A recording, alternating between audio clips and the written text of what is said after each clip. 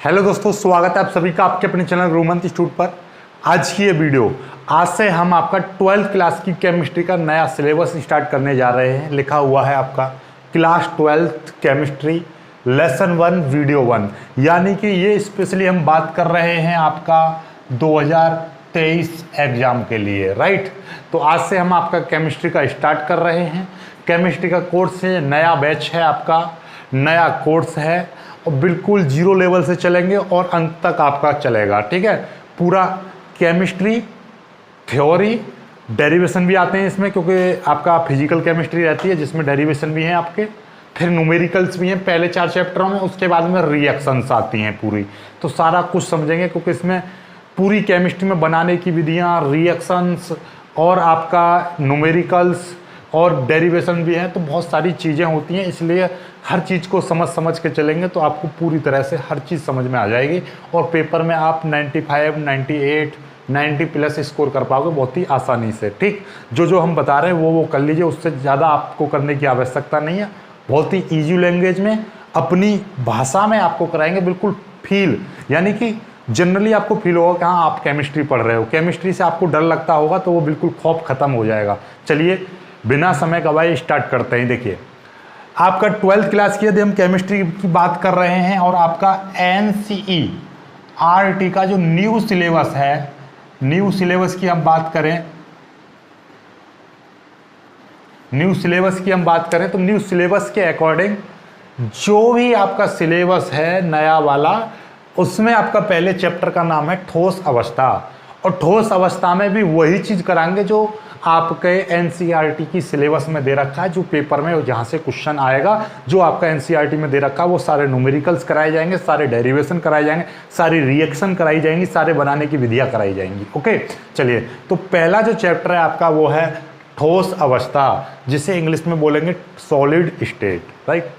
तो solid state आपको start करने से पहले रसायन विज्ञान के बारे में थोड़ा सा जानकारी होनी चाहिए कि रसायन विज्ञान वास्तव में होती क्या है, इसका थोड़ा सा पुराना इतिहास आपको पता होना चाहिए कि रसायन विज्ञान का इतिहास क्या है, फिर आप सॉलिड स्टेट पर आओगे, ठीक। तो आज की हम इस वीडियो में केवल 2-3 टॉपिक क्लियर कराएंगे कि रसायन विज्ञान क्या है, रसायन विज्ञान का इतिहास क्या है, रसायन विज्ञान की शाखाएं क्या हैं, द्रव्य को किस किस रूप में डिवाइड किया गया है, ये सारा कुछ डिस्कस करेंगे। दूसरी बात, ये सारी चीज़ें हम पहले भी करा चुके थे, तो बहुत वीडियो वो अच्छा खासा चल रहा है और आप अच्छा खासा सपोर्ट कर रहे हो, तो आप वहाँ से भी देख सकते हो। अदरवाइज यहाँ से जो शुरू हो रहा है ये पूरा रेगुलर आपको एक वीडियो मिलती रहेगी, तो आपको वीडियो खोजने में ज़्यादा दिक्कत नहीं होगी और इसको एक अलग प्लेलिस्ट बना दी जाएगी जहाँ पर ये वीडियोज आपको एक साथ मिल जाएंगी, राइट। चलिए तो स्टार्ट करते हैं अब हम, ठीक।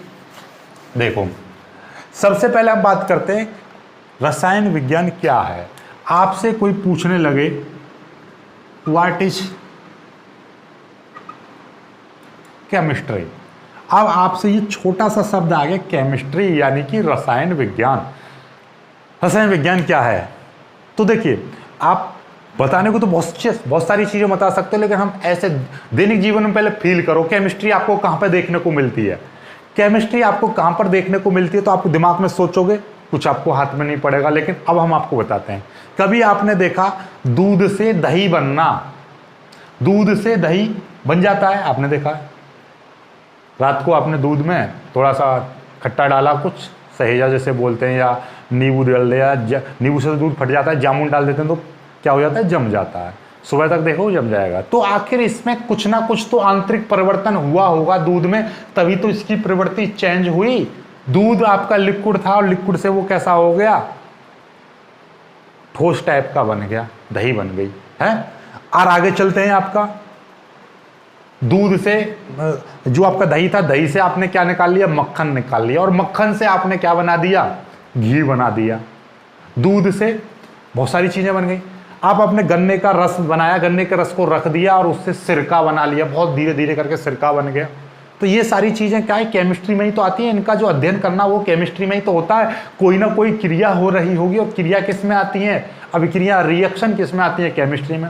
और आप एक ले लीजिए, लोहे पर जंग लग जाता है, जंग लगकर वो कैसा होता है, खराब हो जाता है। तो लोहे पर जंग आखिर क्यों लगती है, किस कारण से लगती है, क्या ऐसी चीज उसके अंदर, क्या ऐसे आंतरिक परिवर्तन आ रहे थे जिससे लोहा एक लोहा मजबूत होता है और वो धीरे धीरे कैसे क्या होता है, गलने लगता है, उसका क्षरण होने लगता है, वो क्षय हो जाता है उसका।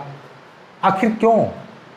वो सारा कुछ कभी सोच के देखो तो वही क्या है, केमिस्ट्री है। उसी का अध्ययन आप केमिस्ट्री में करते हो, वही चीज का जो ज्ञान आपको मिलेगा वही केमिस्ट्री से के द्वारा मिलेगा, वही चीजें केमिस्ट्री हैं। तो केमिस्ट्री आपका क्या है कि किन्हीं पदार्थों के बारे में अध्ययन करना, पदार्थों के बारे में अध्ययन करना, पदार्थों की आंतरिक क्रियाओं के बारे में अध्ययन करना, पदार्थों की पारस्परिक क्रियाओं का अध्ययन करना ही आपका क्या है, केमिस्ट्री कहलाता है। तो व्हाट इज केमिस्ट्री?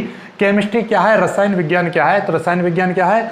रसायन विज्ञान द्रव्य अर्थात पदार्थों के बारे में जानकारी प्राप्त करना ही क्या है, रसायन विज्ञान है। पदार्थों के बारे में, पदार्थ किस चीज से मिलकर बना है, यानी पदार्थों के संगठन, पदार्थों के निर्माण, पदार्थों की संरचना, पदार्थों के गुणों तथा पदार्थों की आपसी क्रिया अर्थात पारस्परिक क्रियाओं का अध्ययन करना ही रसायन विज्ञान कहलाता है। समझ में आ गई बात? तो ये लिखा हुआ देख लीजिए, द्रव्य अथवा पदार्थ। द्रव्य यानी कि ठोस, द्रव, गैस सभी द्रव्य हैं।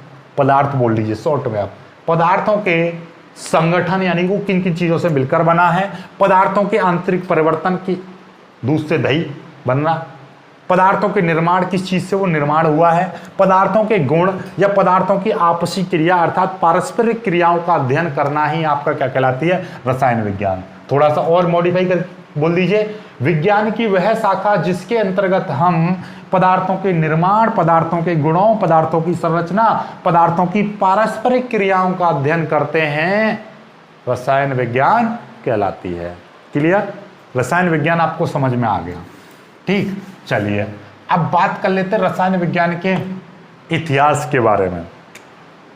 रसायन विज्ञान की बहुत सारी शाखाएं होती हैं, जैसे कि क्या होती है, फिजिकल केमिस्ट्री होती है, ऑर्गेनिक केमिस्ट्री होती है, इनऑर्गेनिक केमिस्ट्री होती है, केमिकल केमिस्ट्री होती है। ठीक है, बहुत सारी, मतलब बहुत, आप समझ रहे हो। मेडिकल केमिस्ट्री भी होती है, जिसमें मेडिकल लाइन में जो आप बायोलॉजी वगैरह में पढ़ते हैं ना, उसमें भी एक केमिस्ट्री की एक शाखा होती है। ठीक है, केमिस्ट्री भी होती है। ठीक है, बहुत सारी चीज़ें हैं, तो आपको घबराने की ज़रूरत नहीं है, सारा कुछ हम बताएंगे आगे। फिलहाल हम बात करते हैं रसायन विज्ञान के इतिहास के बारे में। रसायन विज्ञान के इतिहास पर, रसायन विज्ञान फील होने लगेगा आपको, देखो एकदम मस्त तरीके से पढ़ेंगे। रसायन विज्ञान का इतिहास बहुत, इसका जो इतिहास है बहुत ही रोमांचक। इतिहास कैसा है रसायन विज्ञान का? रोमांचक है भाई, बिल्कुल एकदम तबीयत खुश हो जाएगी। सबसे पहले मैं आपसे पूछता हूं कि आपको कोई दो वरदान मिले, या फिर आप समझो आप क्या चाहते हो, हर इंसान क्या चाहता है जीवन में, उसके पास बहुत सारा पैसा हो, भाई नॉर्मली बहुत सारा पैसा हो और ज़िंदगी उसकी सबसे ज़्यादा हो, यही चाहता है। और हो सकता है ये चाहेगा ज़िंदगी भर में ऐसे जवान रहूं, हट्टा कट्टा मजबूत रहूं।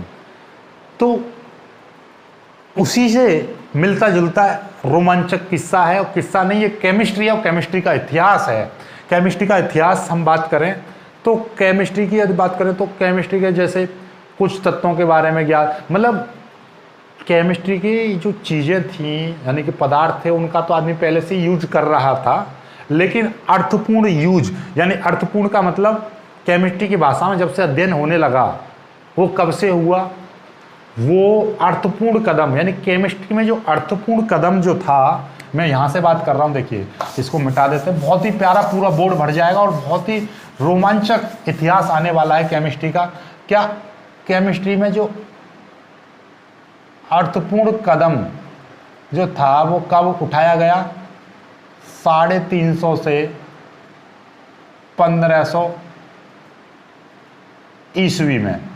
ठीक है, सीधे सीधे ईस्वी और एक होता है ईसा पूर्व। तो देखो इन दोनों में थोड़ा सा अंतर समझ लीजिए।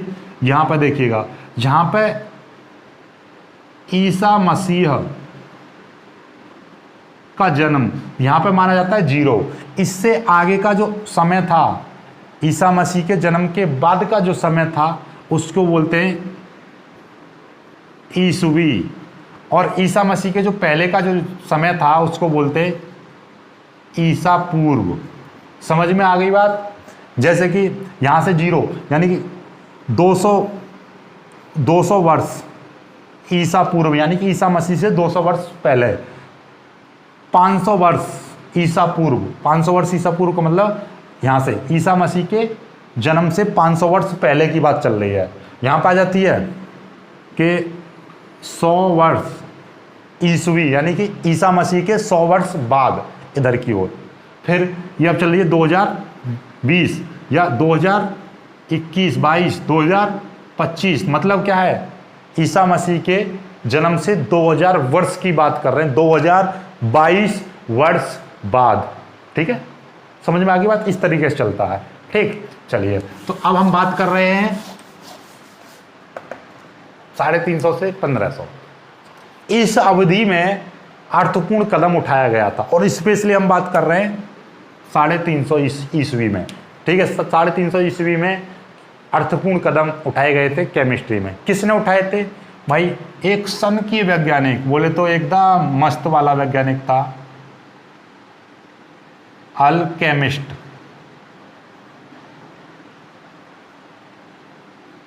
अल्केमिस्ट ये क्या थे?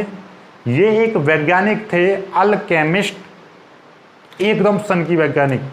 इनकी जो रुचि थी, 2 चीज पाने के लिए ये पूरा अथक प्रयास कर रहे थे। जैसे कि मैंने अभी पूछा था आपके कि आप जीवन में क्या चाहते हो? बहुत सारा पैसा और जिंदगी भर अमर रहना चाहोगे, जिंदगी भर हष्ट पुष्ट रहना चाहोगे, यानी कि नौजवान रहना चाहोगे। है, बहुत सारा नौजवान रहने से कोई काम नहीं, नौजवान भी संसार में सबसे हैंडसम और सबसे पैसे वाला, यही 2 चीज़ है। तो फिर तो आपके पास दुनिया आपके कदमों में गिर जाएगी।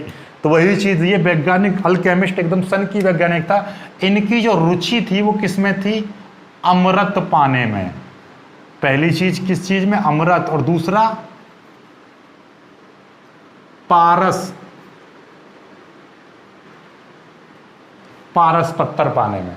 ठीक है, ये अल्केमिस्ट नाम के वैज्ञानिक थे। इनकी रुचि, ये रुचि ले रहे थे, ये वैज्ञानिक थे, और इनकी रुचि किसमें थी? ये चाह रहे थे, ये खोज कर रहे थे किस चीज की? अमृत की खोज कर रहे थे, और पारस पत्थर की।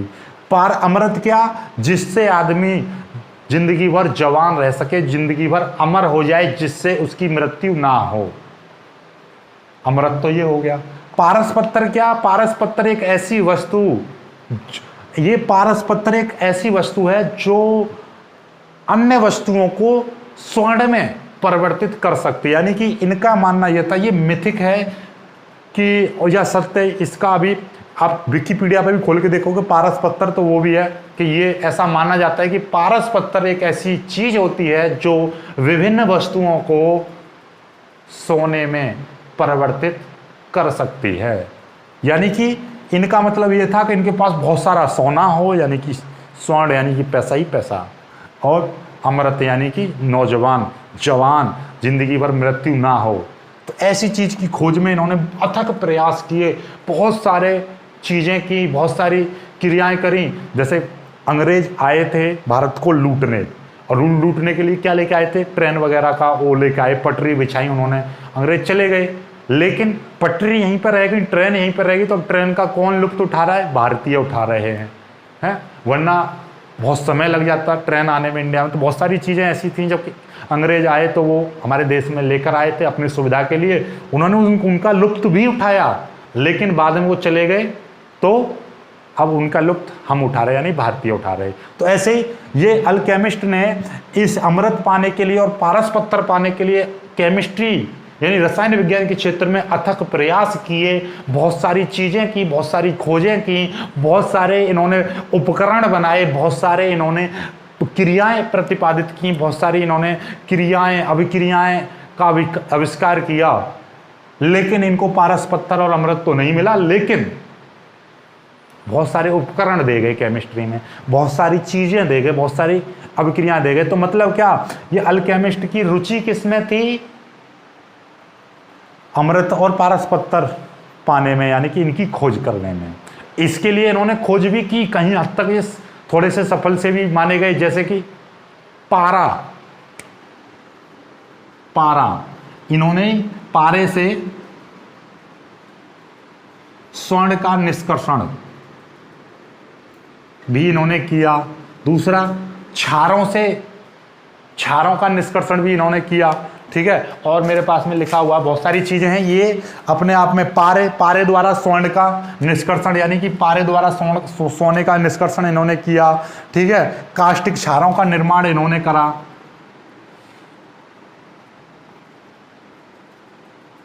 कास्टिक क्षारों का निर्माण भी इन्होंने किया। और भी ऐसे बहुत सारी चीजें थी। इन्होंने बहुत सारे उपकरण इन्होंने बनाए, बहुत सारे उपकरण इन्होंने बनाए। ये लिख लेना, बहुत सारे उपकरणों का इन्होंने निर्माण किया। ठीक, चलिएगा। तो ये तो सब बात रही 1500 तक की। फिर आता है एक और, यहाँ से एक नई चीज आती है, एक नया काल आता है। 1500 से 1600 ईस्वी वाला जो काल है,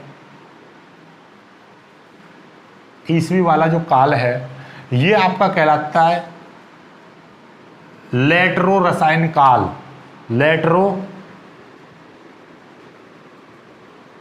लेटरो रसायन काल कहलाता है। इस काल में क्या हुआ था? इस काल में कुछ गैसीय नियम आए थे। कौन कौन से गैसीय नियम? जैसे कि आपका चार्ल्स का नियम, बॉयल का नियम,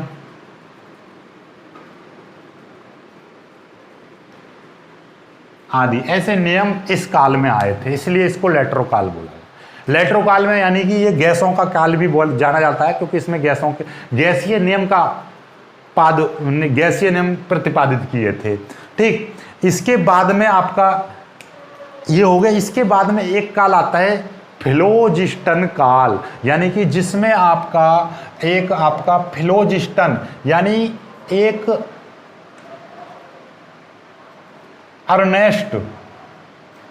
अर्नेस्ट स्टॉल एक वैज्ञानिक थे।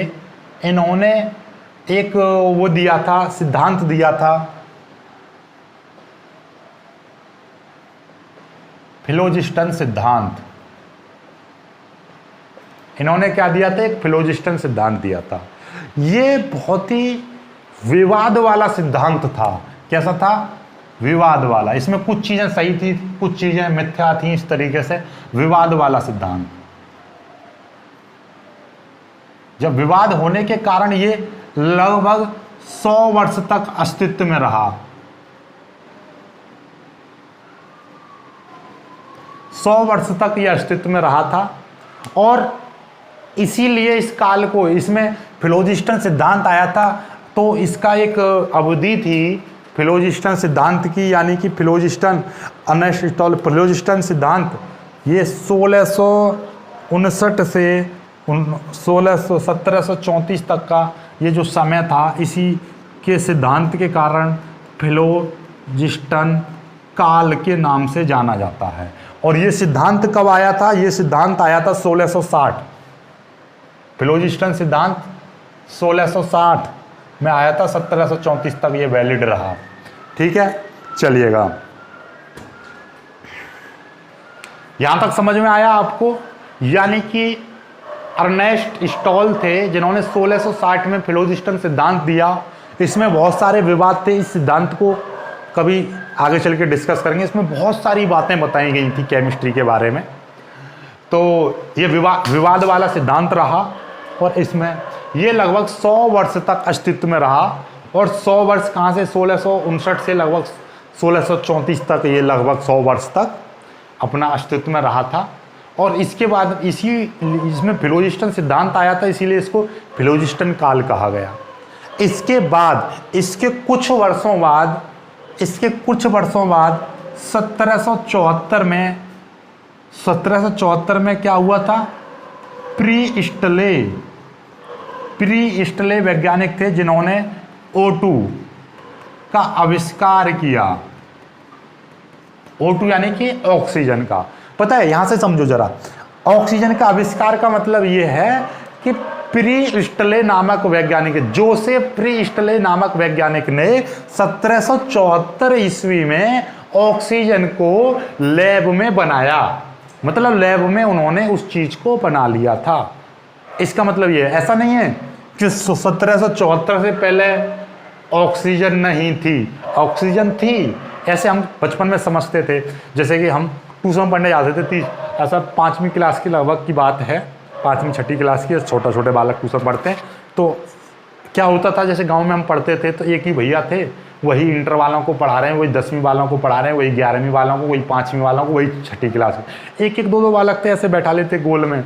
तो जैसे वो पढ़ाते थे, बताते थे फलानी गैस फलानी सन में बनाई गई, ऐसे बताते थे। तो हम सोचते थे यार उससे पहले तो ये गैस थी ही नहीं, उससे पहले ये ऑक्सीजन तब बनाई गई, तो ऑक्सीजन उससे पहले आदमी सांस कैसे लेता होगा, उससे पहले तो ऑक्सीजन ही नहीं थी।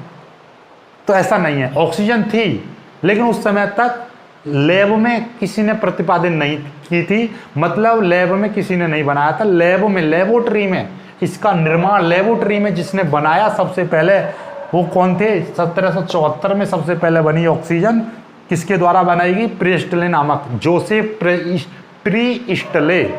ठीक, चलिए फिर आता है आपका 18वीं शताब्दी खत्म हो जाती है। 18वीं शताब्दी के अंत में एक वैज्ञानिक एंटोनियो लेवासियर बोलते हैं, लेवासियर, ठीक है, लेवासियो या लेवासियर। तो उनको आधुनिक रसायन का पिता कहा जाता है, आधुनिक रसायन विज्ञान का पिता। ऐसा क्यों? उन्होंने बहुत सारे चीजें, भाई आधुनिक रसायन विज्ञान का पिता कहा जा रहा है तो कुछ ना कुछ चीज तो उन्होंने ज़्यादा प्रयास किया होगा, केमिस्ट्री में कुछ ना कुछ तो ज़्यादा योगदान दिया होगा, तभी तो उनको आधुनिक रसायन विज्ञान का पिता कहते हैं। और इसी को हम आधुनिक काल कहते हैं, 1800 के बाद का, 18वीं शताब्दी के बाद का काल। तो यहाँ से मैं आपको बताता हूँ,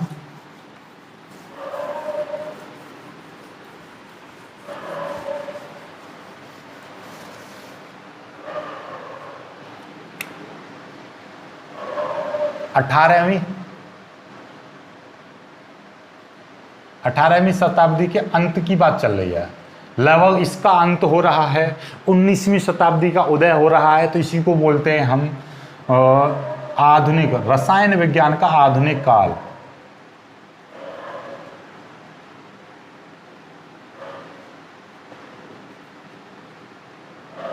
और इसके जो पिता हैं कौन माने जाते हैं, इसके पिता हैं एंटोनियो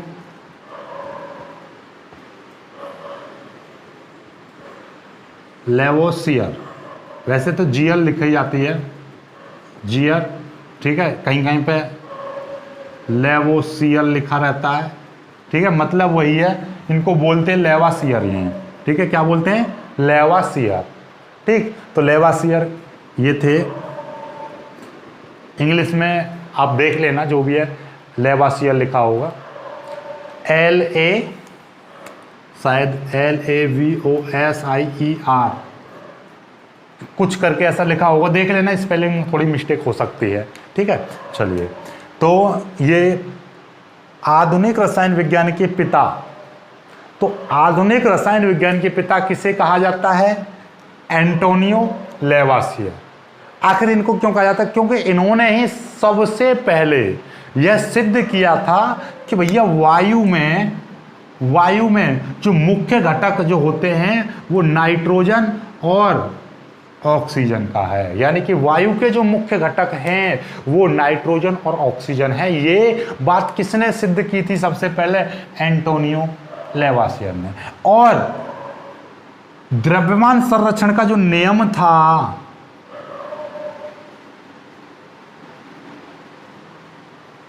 ये भी किसने दिया था, एंटोनियो लेवासियर ने। और भी इनके बहुत सारे बड़े बड़े काम इन्होंने रसायन विज्ञान में किए थे, वो आगे चल के हम बताएंगे सारा कुछ।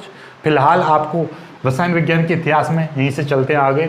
और थोड़ी सी चीज़ें हैं, कुछ पुरानी वीडियो में से देख लेना कि भैया डाल्टन और मतलब परमाणु सिद्धांत कब दिया, फलाना कब दिया, ये दिया। फिर उसके बाद में तो बहुत सारी चीज़ें हैं। आपका 19वीं शताब्दी आती है, 19वीं शताब्दी में आपका क्या होता है, 1900 कुछ में आपका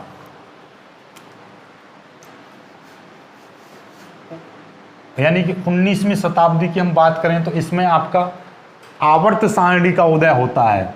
और जैसे ही आवर्त सारणी आती है, जैसे ही आवर्त सारणी आती है, आवर्त सारणी का जैसे ही खोज होती है। ये समझ लो रसायन विज्ञान के काल में, रसायन विज्ञान में एक प्रकार से भूचाल क्रांति जैसी आ जाती है, क्योंकि आवर्त सारणी तो सारी चीज़ों को ही बता देती है। जैसे कि आवर्त सारणी में भी समय समय पर परिवर्तन हुआ कि मेंडलीफ की आवर्त सारणी, फिर आधुनिक आवर्त सारणी, फिर वर्धित आवर्त सारणी, इस तरीके से, ठीक है। तो ये आवर्त सारणी से तो बहुत सारे तत्व के गुणों के आधार पर उनको अलग अलग रख दिया गया, फिर उनके परमाणु क्रमांक के आधार पर रख दिया गया, परमाणु के भार के आधार पर रख दिया गया, ठीक है। उसके क्रम बना दिया कि क्षारीय धातु इधर, क्षारीय मृदा धातुएं इधर, ये ठोस, ये मतलब ज़्यादा क्रिया वाले तत्व इधर, अधिक क्रिया वाले इधर, बहुत सारी चीज़ें मतलब अलग अलग कर दिए गए। कुल मिला के बात यह आवर्त सारणी से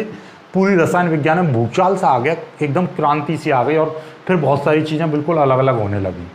और फिर आता है आपका 21वीं सदी, यानी कि 21वीं सदी आती है, 21वीं, ठीक है, 21वीं शताब्दी आती है, और इस शताब्दी को बोलते हैं स्वर्ण काल। रसायन विज्ञान का स्वर्ण काल कहते हैं भैया। 21वीं शताब्दी से अब तक जो चल रहा है रसायन विज्ञान का स्वर्ण काल चल रहा है, ठीक। तो इससे पहले बहुत सारी सब मतलब लगभग बहुत क्या, यदि हम बात करें 19 से लेकर 21 तक की सारी खोजें हैं, और मोस्टली 18वीं शताब्दी से लेकर 1800 कुछ में 1800, फिर बाकी बची हुई 1900 में सारी खोजें यहीं पर हुई हैं। आधुनिक काल से लेकर स्वर्ण काल तक सारी खोजें हो गई। जितनी भी तत्व की बात करी जाए बहुत सारी चीज़ें हैं, उसके बारे में तो बहुत कम है, ठीक है। तो ये सारे रेडियो एक्टिव तत्व वगैरह, थोड़ा सा इस पर नज़र मान लीजिए। अभी थोड़ा सा वीडियो क्लिप चलाता हूँ, पुरानी वीडियो की छोटी सी क्लिप है, उसमें देख लेना, ठीक है। चलिए आगे की बात करेंगे, फिर बढ़ते रहेंगे, ठीक है।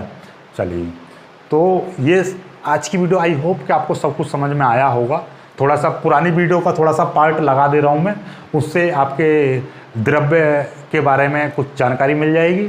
फिर उसके बाद में सीधे सीधे हम चलेंगे उस पर सॉलिड स्टेट, यानी कि ठोस अवस्था पर चलेंगे, तो उसको देख लीजिएगा। तो अब आ जाते हैं अपने आगे की बातों पर, और ये लास्ट बातें हैं। ये कुछ जैसे ही 19वीं 18वीं शताब्दी के बाद में तो जैसे कि क्रांति आ गई हो रसायन विज्ञान में, रसायन विज्ञान के क्षेत्र में, तो ये कुछ महत्वपूर्ण खोजें हैं। जैसे कि 1803 में डाल्टन ने परमाणु की खोज कर दी। देन उसके बाद में 1869 में मेंडेलीव ने आवर्त सारणी बना दी, और आवर्त सारणी आने के बाद में तो ये समझ लीजिए रसायन के क्षेत्र में एक प्रकार की क्रांति आ गई।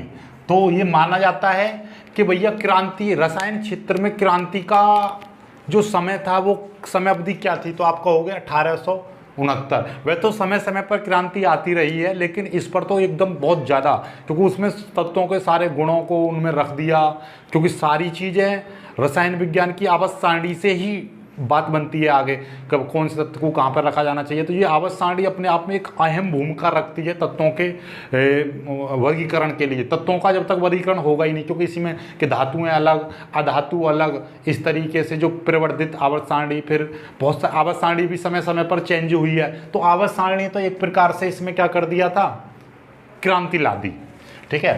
चलिए, फिर देन उसके बाद में ये देखिएगा, सबसे ज़्यादा जो कन्फ्यूजन वाला पॉइंट है वो ये है, क्या है कि 1886 में गोल्डस्टीन ने क्या किया था, प्रोटॉन की खोज की थी। लेकिन आप याद कर लेते हो ईंट पर नाच कि भैया प्रोटॉन की खोज तो रदरफोर्ड ने की थी। तो बेटा ऐसा याद रखिएगा, जो रदरफोर्ड थे ना, रदरफोर्ड की मानी जाती है, इसकी जो सन था इन्होंने 1919 में बताया था प्रोटॉन के बारे में। हुआ क्या, जस्ट सपोज दैट कि मैं हूँ भाई, ऐसे समझो, चलो मैं तुम्हें वैसे समझाता हूँ कि एक राम है और यहाँ पर है श्याम। राम किसी काम को करता है, राम ऐसे समझ में, राम एक मकान बना रहा है, यहाँ पर बिल्कुल जीरो लेवल समझा रहा हूँ। इसने नीम खोदी और बताया कि यहाँ पर एक कमरा बनेगा, यहाँ पर किचन बनेगी, और इसने एक नक्शा बना दिया और उसकी बाउंड्री भर दी, और बाउंड्री भरने के बाद में काम चला और आधा बना, वो पटा नहीं, घर पटा नहीं। अब वो राम को कोई प्रॉब्लम आ गई, इसने ये मकान बनाना छोड़ दिया। अब आए भाई साहब श्याम, अब श्याम ने वो मकान देखा और उस पर क्या बोले कि भाई हम बना दें इसको, बोले कि बना दो भाई, राम ने कह दिया श्याम तुम बना दें। अब राम ने जैसे ये बनाया, क्योंकि वहीं पर किचन भी वही रखी, सारा कुछ वही रखा, और जैसे ये बन के तैयार हो गया, उस पर पुताई वगैरह करवा के एकदम बेहतरीन बना के गेट वेट लगा के और सीधे सीधे जाके नहीं अपनी नेम प्लेट चिपका दी इस पर, इस मकान पर। तो वास्तव में ये मकान किसका हुआ? वास्तव में ये मकान किसका हुआ? आपका हो गया राम का। तो वही काम यहाँ पर हुआ है। जो पहले जो धनात्मक कण की जो खोज की थी वो गोल्डस्टीन ने की थी, लेकिन बाद में आगे चल के उसका नामकरण किसने कर दिया? रदरफोर्ड ने कर दिया। वही चीज उन्हीं नोट्सों को आगे स्टडी किया, क्योंकि इन्होंने वो आगे जो रिसर्च करना छोड़ दिया था, तो उसी रिसर्च को आगे रदरफोर्ड ने आगे बढ़ाया और उस पर नाम दे दिया कि भैया मैंने खोज कर ली प्रोटॉन की। लेकिन वास्तव में ये खोज किसकी थी? वास्तव में ये खोज गोल्डस्टीन की थी। अब टिक मार्क प्रश्न आएगा तो वहां पर आएगा प्रोटॉन की खोज, तो टिक मार्क के प्रश्नों में गोल्डस्टीन ही आपका देता है। लेकिन जहां कहीं पे गोल्डस्टीन ना दे रखा हो तो वहां पर रदरफोर्ड लगाना है। को दोनों ऑप्शन में कभी नहीं आएंगे, या तो रदरफोर्ड लगाओ या गोल्डस्टीन लगाओ। तो वास्तव में देखिए ना, गोल्डस्टीन ने कब 1886 में कर दी थी, उसके कितने वर्ष बाद आए थे रदरफोर्ड? तो 1886 में ही इन्होंने बता दिया था कि भैया ये चीज है प्रोटॉन। लेकिन बाद में जो नाम इनका इसलिए चला था क्योंकि इन्होंने आगे उसको और बढ़ाया। ठीक है, चलिए और इसके ऊपर आगे डिस्कस करूंगा मैं बहुत विस्तृत से। अभी तो हिस्ट्री चल रही है, थोड़ा थोड़ा पढ़ ले। 1896 में टॉमसन ने इलेक्ट्रॉन की खोज कर दी। 1913 में मोजले ने परमाणु क्रमांक की खोज की। 1932 में चैडविक ने न्यूट्रॉन की खोज की, और 1913 में नील बोहर ने परमाणु मॉडल दिया, नील्स परमाणु मॉडल। ठीक है, बोर का परमाणु मॉडल, बोर का परमाणु मॉडल यानी कि बोर का परमाणु मॉडल अपने आप में अहम मॉडल था ये, राइट। फिर उसके बाद में समय आ जाता है आपका 20वीं शताब्दी, और 20वीं शताब्दी को तो भाई साहब स्वर्ण काल, रसायन विज्ञान का स्वर्ण काल कहा जाता है। और अब जो समय आने वाला, रसायन विज्ञान में इतनी खोजें हो गई हैं, इतनी खोजें हो गई हैं बहुत ज़्यादा। और अब तो आपको पता ही है, जैसे कोरोना चल रहा है, तो भैया कोरोना तो एक प्रकार की ऐसा अमर, जैसे ऐसा लगता है जैसे अमरता का वरदान लेकर आया हो, और मतलब जिसका कोई इलाज ही ना मिल रहा। लेकिन अब रसायन विज्ञान की हेल्प से, क्योंकि ये जो जितने भी दवाएं होती हैं, ये सब ड्रग्स जो होती हैं, ये सब केमिकल्स होते हैं, और ये सारी चीज़ें रसायन विज्ञान के अंतर्गत आती हैं। तो भाई साहब रसायन विज्ञान में इसका भी खोज हो चुकी है, और आपको पता ही है बहुत सारी वैक्सीन आ गई हैं कोरोना वायरस की, तो वो लग रही हैं। तो और भी, और आने वाले समय में और भी आएंगे, और पूरी तरह से कोरोना ख़त्म हो जाएगा, राइट। तो ये सारी चीज़ें हैं। तो ये रसायन विज्ञान का स्वर्ण काल है। कुछ चीज़ें आ जाती हैं चैलेंजिंग, तो ये कोरोना वैक्सीन एक प्रकार की चैलेंजिंग ही थी हमारे साइंटिस्टों के लिए। लेकिन कोई नहीं, ये समय भी गुजरेगा और फिर से खुशहाली आएगी, डोंट वरी। चलिएगा, तो इसको स्क्रीनशॉट ले लीजिएगा। अब आते हैं अपने, देख लीजिए रसायन विज्ञान का इतिहास इतना हो गया। भाई वीडियो पसंद आ रहा हो तो वीडियो को लाइक जरूर कर देना, राइट। तो ये मैं लिख इसलिए रहा हूँ क्योंकि बहुत समय लग जाता है लिखने में, क्योंकि इन चीज़ों को मैं बहुत डीपली में लिखता नहीं हूँ, तो मैं और ज़्यादा डीप में चला जाता हूँ। डीप में ना जाने के लिए ही मैंने ये कर दिया है। अब आते हैं सीधे सीधे रसायन विज्ञान की शाखाओं के ऊपर। फिर रसायन विज्ञान की शाखाएँ, द्रव्य, और फिर द्रव्य का वर्गीकरण, ये सारा कुछ करेंगे। ठीक है,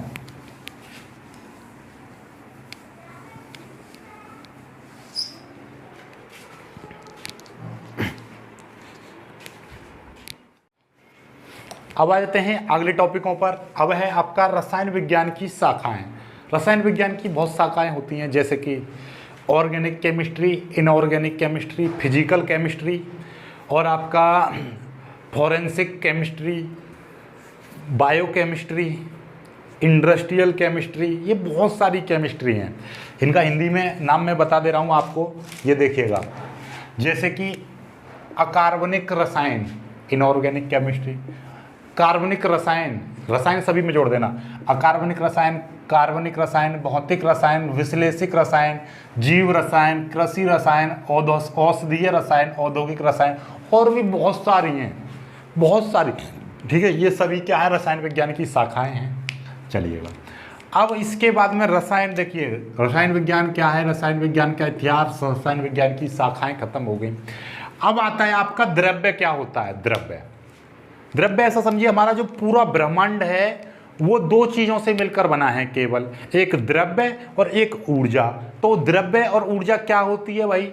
द्रव्य यानी कि वो सारी चीज़ें जिनको हम देख सकते हैं, जिनमें कुछ ना कुछ द्रव्यमान होता है, जो कुछ ना कुछ यानी कि जिसको हम छू कर, देख कर, महसूस करके, यानी अपनी ज्ञानेंद्रियों, 5 ज्ञानेंद्रिय होती हैं, उनके द्वारा चख कर, ठीक है, हाथ से टटोल कर, मतलब कुल मिला के ऐसा समझिएगा। द्रव्य क्या है? द्रव्य वो सारी चीजें, क्योंकि आपको पता चल गया ब्रह्मांड 2 चीजों से मिलकर बना है, द्रव्य और ऊर्जा। तो ब्रह्मांड 2 चीजों से मिलकर बना है, द्रव्य और ऊर्जा। द्रव्य क्या है? वो सारी चीजें जिनको हम देख सकते हैं, जिनको हम छू सकते हैं, जिनका हम अनुभव कर सकते हैं, जिनका जिसमें द्रव्यमान होता है, जो स्थान घेरती हो, वो सारी वस्तुएं क्या कहलाती हैं? द्रव्य कहलाती हैं, राइट। अब फिर ऊर्जा क्या है? ऊर्जा को हम देख नहीं सकते, इसको केवल महसूस कर सकते हैं, इसका केवल हम अनुभव कर सकते हैं, जैसे कि प्रकाश ऊर्जा, ऊष्मा, वैद्युत धारा, ये सभी क्या हैं? ऊर्जा हैं, राइट। प्रकाश जो होता है ये एक प्रकार की क्या है? ऊर्जा। तो ये है। तो अब नॉर्मली फिर द्रव्य को हम ऐसे तो लिख नहीं सकते कि जो चीज़ें हम जिनको हम छू सकते हैं, लेकिन परिभाषा देखिएगा, ये लिख रही है, द्रव्य वह वस्तु है जिसमें कुछ द्रव्यमान होता है तथा जिसमें कुछ आयतन होता है। तो 2 चीजें हैं द्रव्य की प्रॉपर्टी में, द्रव्यमान होगा और उसमें कुछ ना कुछ आयतन होगा, और जरूर होगा। उसी चीज को हम क्या कहते हैं? द्रव्य कहते हैं। जिसमें कुछ ना कुछ द्रव्यमान हो, जिसमें कुछ ना कुछ आयतन हो, उसको हम क्या कहते हैं? द्रव्य कहते हैं। चलिए, अब ऊर्जा तो आपको पता ही चल गया भैया। ऊर्जा जैसे कि प्रकाश है, ठीक है, आपका ऊष्मा है, और आपका वैद्युत धारा है, आदि, और भी बहुत सारे रूप में है ऊर्जा। तो इनको छोड़ो, अभी हम फिजिक्स में पढ़ा देंगे ऊर्जा के बारे में सारा कुछ। फिलहाल यहाँ पर आते हैं केमिस्ट्री है, द्रव्य। अब द्रव्य का वर्गीकरण, तो भैया ब्रह्मांड, पहले हमने करा ब्रह्मांड का वर्गीकरण। ब्रह्मांड को 2 भागों में बांटते हैं, एक द्रव्य और एक ऊर्जा, राइट। और द्रव्य और ऊर्जा की आपसी संबंधों का अध्ययन करना ही क्या कहलाता है? फिजिक्स कहलाता है। फिजिक्स क्या है? विज्ञान की वह शाखा जिसके अंतर्गत हम द्रव्य और ऊर्जा के विभिन्न रूपों का अध्ययन करते हैं, इनका आपस में संबंध अध्ययन करते हैं, इनकी आपस में पारस्परिक क्रियाओं का अध्ययन करते हैं, उसी को हम क्या कहते हैं? फिजिक्स कहते हैं। नॉर्मली प्रकृति में होने वाली फिजिक्स एक फ्यूसिस नामक शब्द से लिया जाता है, जिसका अर्थ होता है नेचर, प्रकृति। तो प्रकृति में होने वाली प्रत्येक घटना का अध्ययन करना ही क्या कहलाती है? भौतिक विज्ञान कहलाती है। वो अलग चीजें हैं। फिलहाल हम आते हैं अपने द्रव्य के वर्गीकरण पर। तो द्रव्य का वर्गीकरण 2 प्रकार से किया गया है, एक भौतिक वर्गीकरण, एक रसायन वर्गीकरण। भौतिक वर्गीकरण में क्या चीज आती है भैया? भौतिक वर्गीकरण में तुमने केवल इतना पढ़ा होगा, द्रव्य का भौतिक वर्गीकरण में केवल आपने 3 चीजें पढ़ी होंगी कि द्रव्य की 3 अवस्थाएं होती हैं, ठोस, द्रव, गैस। लेकिन मैं आपको द्रव्य की 7 अवस्थाएं बताऊंगा, लेकिन यहां पर केवल मैं 5 अवस्थाएं लिख रहा हूं। सबसे पहली अवस्था ठोस, दूसरी द्रव, तीसरी गैस। ये 3 तो आप जानते ही हो। इनके अलावा भी हमारी एक चौथी अवस्था होती है, द्रव्य की 4th स्टेट, जिसको हम प्लाज्मा कहते हैं। और द्रव्य की एक 5वीं अवस्था होती है, जिसको हम BEC बोलते हैं। BEC या BEC, CS भी लिखा रहता है कहीं कहीं पर, कहीं कहीं पर BEC। BEC का मतलब होता है boss Einstein condenser, condense state, ठीक है, कंडेंस स्टेट। तो ये कंडेंस स्टेट के लिए लगाया है। वैसे इसका मतलब क्या है? देखिए, 2 वैज्ञानिक थे, एक अल्बर्ट आइंस्टीन, कौन नहीं जानता, सभी जानते हैं। अल्बर्ट आइंस्टीन के साथ में एक भारत के वैज्ञानिक, और वो भी फिजिक्स के वैज्ञानिक नहीं, ना ही केमिस्ट्री के वैज्ञानिक, वो थे भारत के एक मैथमेटिशियन, यानी कि गणितज्ञ थे, गणित के वैज्ञानिक थे, जिनका नाम था सत्येंद्र नाथ बोस। क्या नाम था? सत्येंद्र नाथ बोस।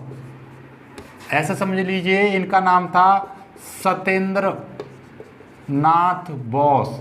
याद रखना, इस नाम को अपने दिमाग में, अपने मस्तिष्क में रख लेना, इन्हीं को सत्येंद्र नाथ बोस। ये गणितज्ञ थे। क्या थे?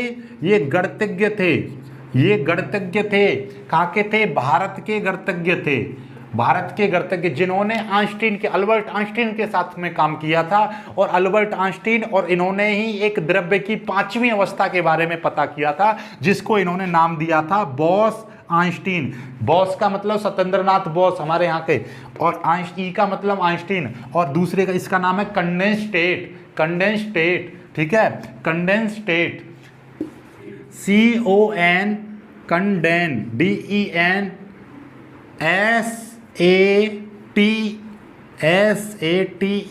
Condense state, boss Einstein condense state, boss Einstein condense state. तो इस CS का मतलब, इस CS का मतलब ये C और S इस तरीके से लेते हैं, तो BEC का मतलब बॉस आइंस्टीन कंडेंस स्टेट। तो C लगा दो या CS लगा दो, कोई दिक्कत वाली बात नहीं। यहाँ पे CS एक नहीं होता, CS से लिखा होता है, तो लेकिन यहाँ पे BEC बोलते हैं मोस्टली। तो ये पांचवी अवस्था होती है, इनके बारे में भी हम बात करेंगे, ठीक है, सारा कुछ समझेंगे आगे चल के, राइट। चलिए अभी फिलहाल हमारी यहाँ पे बात आ जाती है, रासायनिक वर्गीकरण कितने प्रकार से किया गया है भैया। द्रव्य का दो तरीके से वर्गीकरण होता है, फिजिकल वर्गीकरण हमने जान लिया, 5 भागों में बांटा गया है। वैसे नॉर्मली यही 3 भागों में बोलते हैं, किताबें 3 भाग लिखती हैं, लेकिन हमने तुम्हें ये एक्स्ट्रा में बताया है, राइट।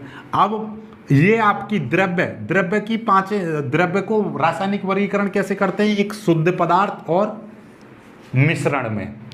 शुद्ध पदार्थ क्या होता है, शुद्ध पदार्थ होता है यानी कि वह पदार्थ जिसको अन्य किसी दूसरे पदार्थ में ना तोड़ा जा सके, अन्य किसी दूसरे पदार्थ में ना विभाजित किया जा सके, उसको शुद्ध पदार्थ कहेंगे भाई।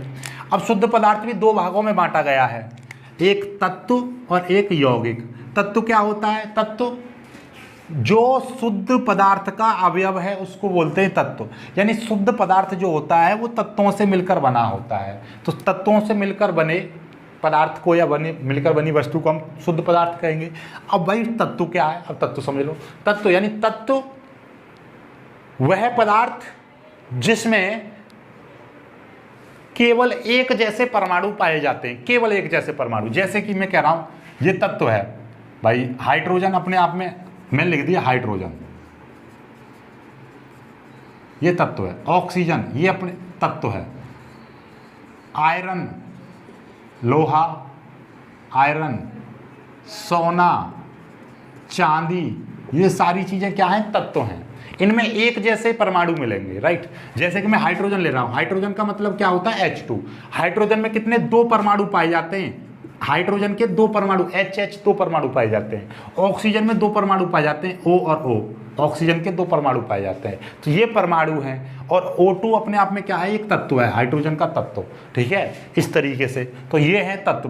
तत्व कितने प्रकार के होते हैं, 2 प्रकार के, 3 प्रकार के तत्वों को भी बांटा गया है, धातु, अधातु, उपधातु। धातु समझ रहे होंगे, जिनमें जो ठोस पाए जाते हैं।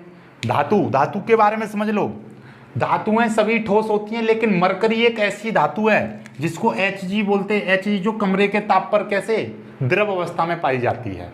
मरकरी को छोड़कर सभी धातुएं ठोस होती हैं, उनमें उनको बजाएंगे एक दूसरे से, धातु को करेंगे, जैसे इसमें कोई आवाज़ नहीं आ रही, उसमें टन टन की आवाज़ आएगी। जैसे लोहे को लोहे से बजाओ, स्टील को स्टील से बजाओ, इनमें एक विशेष प्रकार का साउंड सुनाई देता है। ये विद्युत तथा ऊष्मा की चालक होती हैं, राइट, धातुएं। क्लियर है। अधातु जिनमें कोई विशेष चमक नहीं पाई जाती है, जो ठोस मुलायम बोल सकते हैं, अधातु मुलायम भी हो सकती हैं, ठीक है। अब इनमें विद्युत धारा नहीं प्रवाहित हो सकती, इनमें ऊष्मा का प्रवाह नहीं हो सकता। उपधातु जिनमें धातु और अधातु दोनों के गुण पाए जाते हैं, उनको उपधातु कहते हैं, जैसे जर्मेनियम।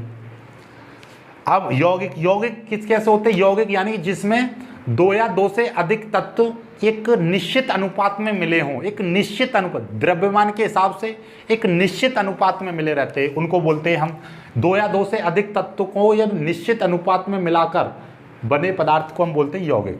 जैसे कि H2O, जैसे कि मैं नाम दे रहा हूं H2O, क्या नाम दे रहा हूं, H2O। H2 में क्या है, हाइड्रोजन और ऑक्सीजन का इसमें अनुपात है 2:1, ठीक है। हाइड्रोजन इसमें, जैसे कि CH4 मैथेन, इसमें कार्बन और हाइड्रोजन का अनुपात है 1:4, यानी कि एक कार्बन लेंगे तो हाइड्रोजन लिए जाएंगे 4, इसमें हाइड्रोजन 2 लिए जाएंगे तब ऑक्सीजन लिया जाएगा 1, तब बनेगा जल, ठीक है। तो ये यौगिक हैं अपने आप में, यौगिक, ठीक है। यौगिक भी 2 प्रकार के, कार्बनिक यौगिक और अकार्बनिक यौगिक। जो कार्बनिक का मतलब जो जीवित वस्तुओं से प्राप्त किए जाते हैं, यानी कि जैव वस्तुओं से, जैव वस्तुओं यानी जीवित स्रोत, जीवित स्रोत जैसे कि जंतुओं और प्लस पेड़ पौधों, यानी कि पौधों बोल देता हूं मैं सीधे सीधे, तो इनसे प्राप्त होने वाले यौगिकों को हम क्या बोलते हैं? कार्बनिक यौगिक। नॉर्मली जो जिनमें कार्बन पाया जाएगा कार्बनिक यौगिक, और मोस्टली ये सभी जीवित जंतुओं से, यानी जंतुओं में पाए जाते हैं, जंतुओं से प्राप्त किए जाते हैं, पौधों से, पेड़ पौधों से प्राप्त किए जाते हैं,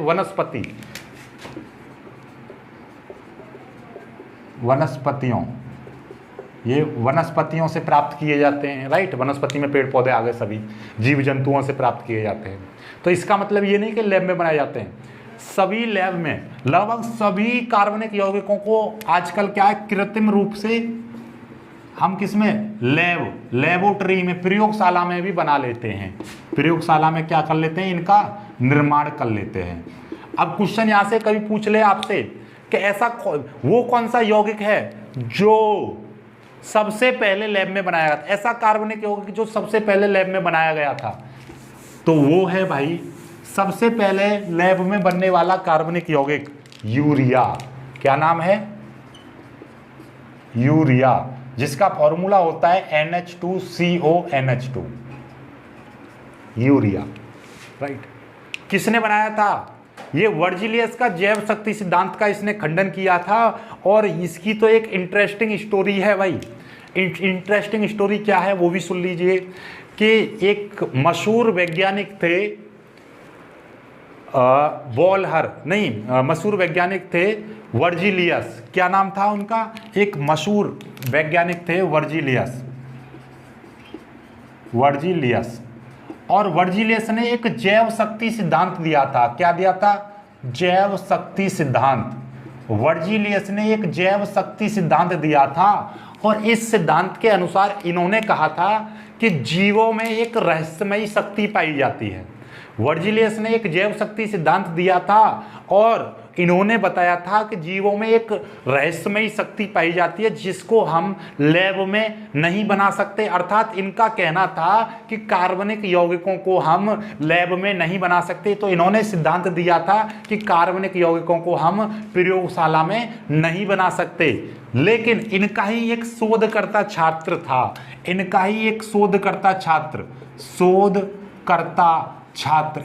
एक स्टूडेंट था जिसका नाम था बोलहर, ठीक है, जिसका नाम था बोलहर। तो बोलहर ने भाई साहब लैब में इतनी मेहनत करी, क्योंकि वो शोध करते थे, रिसर्च करते थे।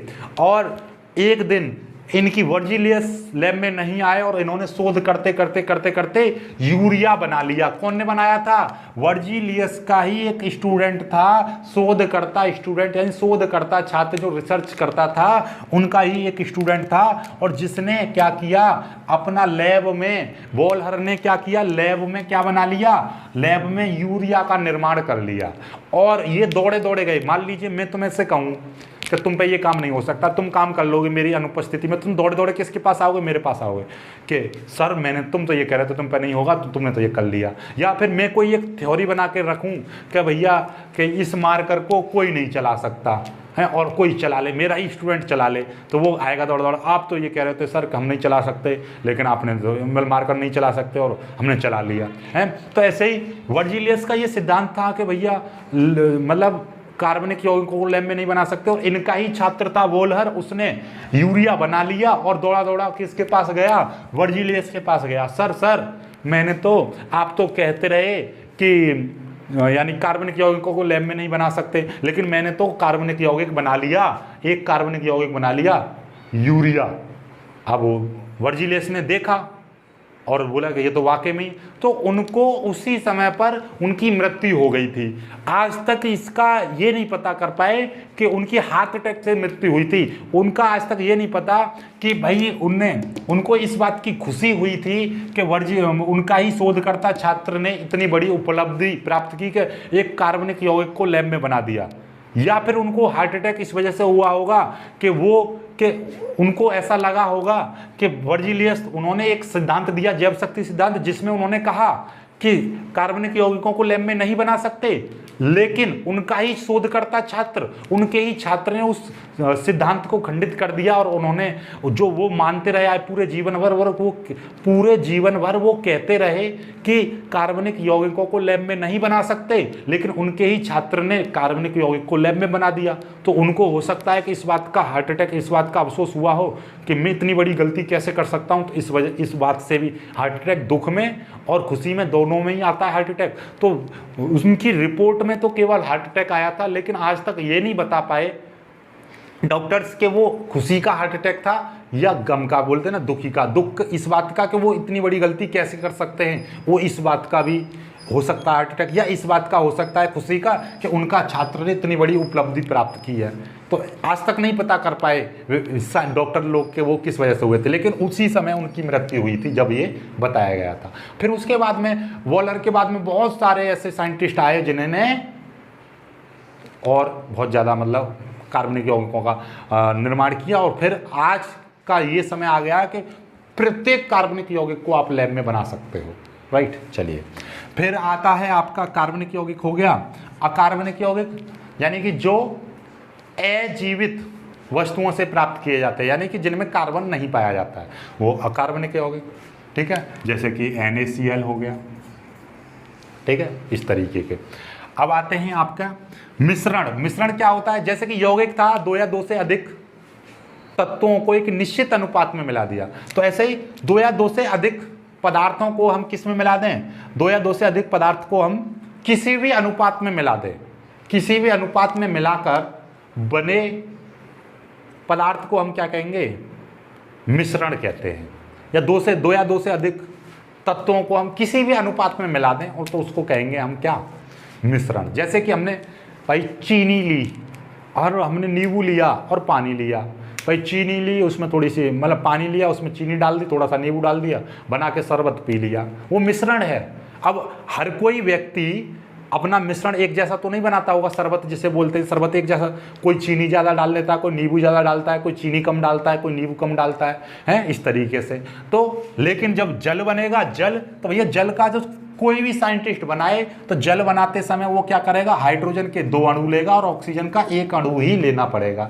इसीलिए हम इसको क्या बोलते हैं? यौगिक कहते हैं, क्योंकि इसमें निश्चित अनुपात लिया जाता है। लेकिन शरबत बनाते समय अलग अलग साइंटिस्टों को दे दिया जाए तो अलग अलग साइंटिस्ट वह शरबत ही तो बनाना, ला चीनी, उसमें कोई निश्चित अनुपात नहीं होगा कि भैया 2 ग्राम चीनी के लिए 4 ग्राम ही पानी डालना है, ऐसा कुछ भी नहीं है ना। कोई अलग, कोई कम मीठा, कोई ज़्यादा मीठा, इस तरीके से। तो किसी भी अनुपात में मिलाने से जो पदार्थ बनेगा उसको मिश्रण कहेंगे। मिश्रण 2 प्रकार का होता है, एक समांग मिश्रण, एक विषमांग मिश्रण। समांग मिश्रण कौन सा होता है? समांग मिश्रण जिसमें जैसे कि चीनी को पानी में घोल दो तो फिर चीनी दिखाई नहीं देती है, नमक को चीनी में घोल दो तो चीनी दिखाई नहीं देगी, है, दूध में पानी मिला दो तो दिखाई नहीं देगा। तो मतलब जो दोनों पदार्थ एक दूसरे में पूर्ण रूप से मिल जाएं, पूर्ण रूप से घुल जाएं, उसको बोलेंगे हम समांग मिश्रण, जिसमें हम दोनों की प्रावस्थाओं को अलग अलग ना देख पाएं। और जैसे कि मान लीजिए पानी में कंकड़ डाल दो, लोहे के टुकड़े डाल दो, तो क्या होगा? पानी में कंकड़ डाल दोगे, लोहे के टुकड़े डाल दोगे तो अलग अलग दिखाई देंगे, उनकी प्रावस्थाएं अलग अलग दिखाई देंगी। तो मतलब क्या है? वो विषमांग मिश्रण। आई होप कि आपको ये क्लियर हो गया होगा। अब ये ठोस अवस्था भाई कल से चलाएंगे, क्योंकि ठोस अवस्था का अब समय नहीं मिलेंगे कुछ ऐसी वीडियो। हाँ, वीडियो पसंद आया तो लाइक करना, ये पहली वीडियो है, इंटर वाले ज़्यादा से ज़्यादा सपोर्ट करना। ऐसा ना हो कि आपसे ज़्यादा सपोर्ट केमिस्ट्री यानी कि BSc वाले करने लगे तो हम BSc को ही पढ़ाते रहें, क्योंकि आपको पता है कि कुछ छुट्टी ली है हमने थोड़ी सी, और इसमें ही आपका जितना ज़्यादा से ज़्यादा कोर्स होगा हो जाएगा। वरना ऐसा नहीं है कि मैंने नौकरी छोड़ दी, नौकरी नहीं छोड़ी, अभी छुट्टी पर आया हूँ, तो छुट्टी 1-2 महीने की छुट्टी हैं। तो वैसे तो 1 ही महीने की छुट्टी है, तो 1 महीने की छुट्टी में बढ़वाने की सोच रहा था। यदि आपका सपोर्ट अच्छा रहा तो आगे बढ़वाए जाएंगे, अदरवाइज़ यहीं पर ख़त्म कर दिया जाएगा। तो ज़्यादा से ज़्यादा सपोर्ट करो ताकि आपको मैं पढ़ाता रहूँ, ठीक है। मिलेंगे कुछ ऐसी वीडियो में, तब तक के लिए बाय बाय, जय हिंद।